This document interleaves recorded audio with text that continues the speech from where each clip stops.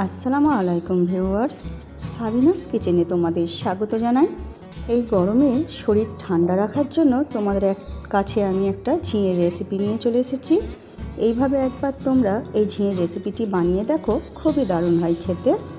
আশা করছি তোমাদের ভালো লাগবে। Yes.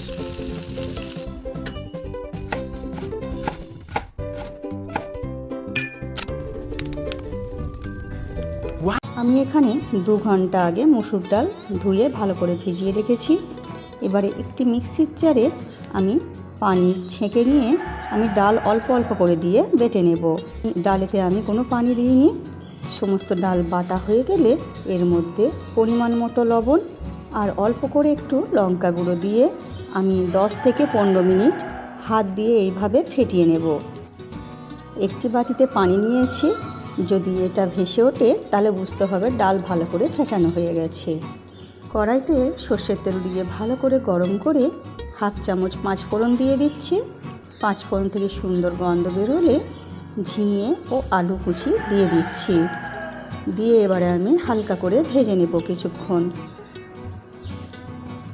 ভাজা হয়ে গেলে এর মধ্যে চিংড়ি মাছ দিয়ে দিচ্ছি। আমি চিংড়ি মাছ দিয়েও আমি কিছুক্ষণ ভেজে নেব। এরপর এর মধ্যে 1 চামচ আদা বাটা দিয়ে দিচ্ছি। আদা বাটা দেওয়ার পরও আমি কিছুক্ষণ ভেজে নিচ্ছি। আদা বাটা ভেজে নেওয়ার পর এরপর এর মধ্যে আমি এবারে এক এক করে মশলাগুলো দিয়ে দেব। পরিমাণ মতো লবণ দিয়ে দিচ্ছি হাফ চামচ হলুদ গুঁড়ো, 1 চামচ লঙ্কা গুঁড়ো দিয়ে এবারে নেড়ে দেব। এরপরে আমি কষাতে থাকবো। এরপর অল্প অল্প করে পানি দিয়ে কিছুক্ষণ কষিয়ে নেব। সবজি কিছুক্ষণ কষিয়ে নিলে খেতে ভালো হয়। এরপর আমি এর মধ্যে দিয়ে দিচ্ছি 1 চামচ ভাজা ধনে গুঁড়ো দিয়ে আমি কিছুক্ষণ কষিয়ে নেব। এরপর কষানো হয়ে গেলে এর মধ্যে আমি বেশি করে পানি দিয়ে দিচ্ছি। আমি এখানে একটু বেশি পানি দিয়ে দেব, কেন এর মধ্যে এবারে ডালের বড়িগুলো আমি দিয়ে দেব, দিলে পানি টেনে নেবে। একটু বেশি করে পানি দিয়ে দিচ্ছি। দিয়ে ভালো করে নেড়ে দিয়ে ডালের মিশ্রণ থেকে এইভাবে অল্প অল্প করে নিয়ে এবারে ডালের বড়ি আমি দিয়ে দিচ্ছি পানির মধ্যে। এই অবস্থায় গ্যাস একেবারে কম আঁচে থাকবে। যখন ফুটে উঠবে, একটু শক্ত হয়ে যাবে ডালের বড়িগুলো, তখন আমি মিডিয়াম আঁচ করে দেব। আমার রেসিপিটি তোমাদের এই পর্যন্ত পছন্দ হলে একটা লাইক করে দিও।